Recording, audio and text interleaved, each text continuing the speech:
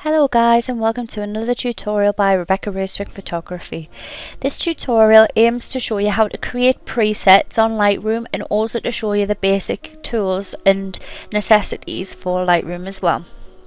So I've got this image here. I have adjusted the skin and the lightness on it previously on GIMP just to try and show you the capabilities once you think you've got a finished result compared to maybe what you wouldn't necessarily normally go for, but it works quite well with that instance as well. So for example, Lightroom has a lot of presets already installed, and presets are just basic tools that show you the capabilities of using the different levels and the different adjustments down the side here. So when you upload your image, it all starts off as 0 because that's the image as is. There's lots of effective ways down the side here that can transform an image, so you can change the tone and temperature of it.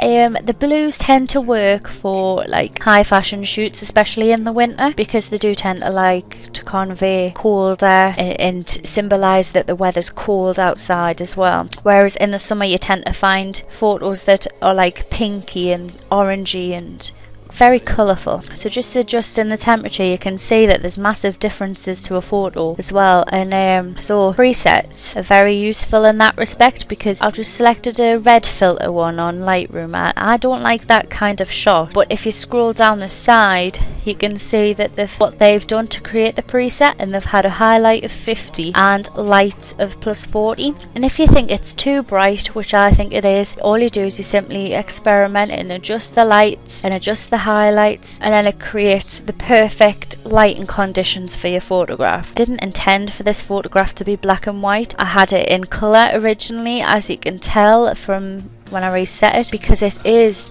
an Ivy cosplay kind of thing, so I did want bright red hair and green everywhere. So to create a new Lightroom preset, all you do is you go on develop new preset. You can do it either way, but I find it's best to create the preset and save it at the very end, just so in case you mess it up or you need to adjust a few different things. There's a few options down the side, and it ranges from curves, exposure, clarity, tonal curve, hue, sharpening, all this kind of thing. And it's very good for adjusting like the tones and things like that, but it's also good if you like a particular style every time in your photo. It makes your whole portfolio consistent. And it's also good for Lightroom presets are also good for editing like whole collections of photographs as well, because you can use the same preset for every single photograph and just make minor adjustments to it to get the exposure and the contrast right for that photo. So we'll try and create a new preset now. So I'm quite happy with the exposure, though I could increase the lightness a little bit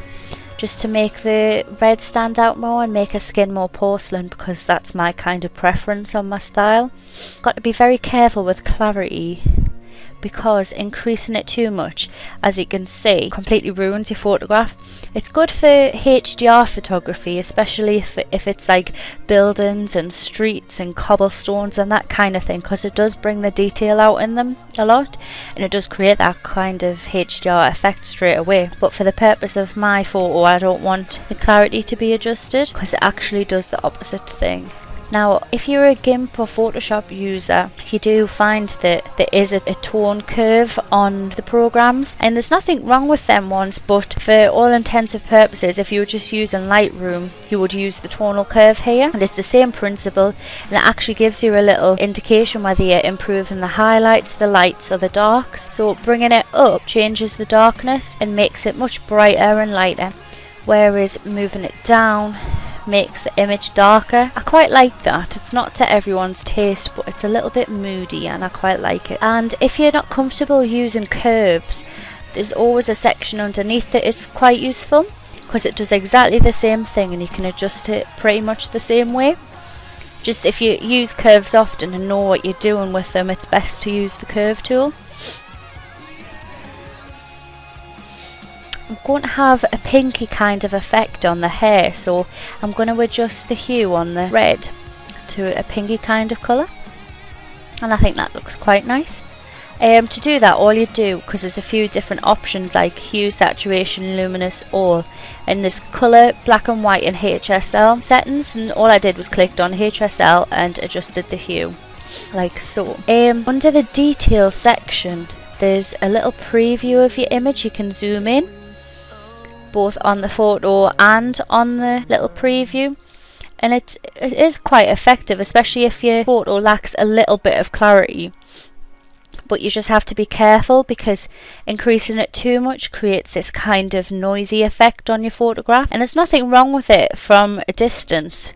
Like you can see, the photo does stand out quite a bit, but if it's for advertisement purposes, or if it's going to be published somewhere or blown up quite big, you do want to have it in a mid-range kind of sharpness, because you don't want, like from a distance and up close, you don't want publishers or anyone to see that there's little bits of noise on your photograph.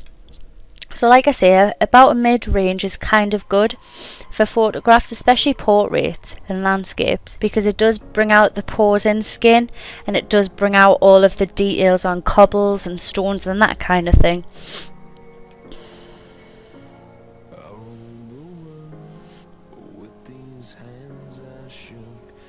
Another great tool, especially if you're having a period photo shoot like Victorians or retros and things, and you tend to shoot in black and white, it's good to have grain on it. Grain's slightly different from noise, whereas noise is unintended dots on a photo, for a better word, whereas grain is intended. Put the grain to 100 just so you can see up close. It's kind of like a dotty effect.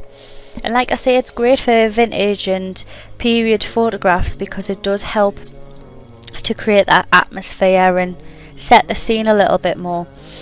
And you can't see it from a distance on the photo, but I do not like grain very much, not with portraits, unless they're like a period kind of photo shoot. Now the very bottom bit's a camera collaboration, and whilst it's not very useful for a preset, it does help explain a little bit more about what camera settings are, and to make sure that your camera is exactly the same as when you're editing photos on Lightroom. I know my camera tends to make the tones a little bit more coppery and a little bit more pink compared to what they are on screen, and I don't know whether it's my camera or my screen, but using Lightroom and adjusting the tints and the hues and the saturation really did help with it, and now my camera matches my computer screen, which is very, very good. It's also important if you're printing photos to do the same as well, and I think you can do that using this sort of method as well. So it works in a very similar way, where it does, that looks kind of cool, where you can change the hue, saturation for your green, your blue and your red, your RGB, and your shadows, bringing it down does make the green shadows stand out more, but I tend to find I don't really use the shadows bit very much. So once you're happy with your settings, so I've got like sharpening 54, that kind of thing, you press develop, new preset, and you rename your preset.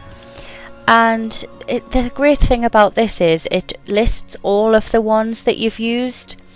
Like I haven't used gradiated filters or radial filters, I can never say that, and it just helps and keeps your settings.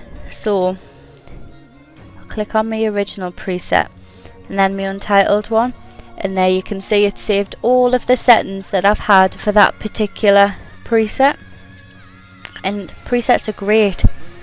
You can edit hundreds of pictures in like 2 minutes just with presets, and you do find that a lot of the presets that you create you could maybe use for one photo but they won't work for another photo. So it's all about experimentation really. Like that photo preset was intended for my photo of the Eiffel Tower, which you can find on Facebook, but it didn't really work for portraits because, as you can see, the skin's a bit dark and it has like a vignette kind of design, which I think is nice, but it's altered the skin a bit too much. It's kept a red hair and a green eyes and a red lips, but it's changed the skin tone to something darker than what I normally like. And to undo it, you just press Ctrl Z like normal. So there you are guys, that's how you create a Lightroom preset. Thanks for watching, bye.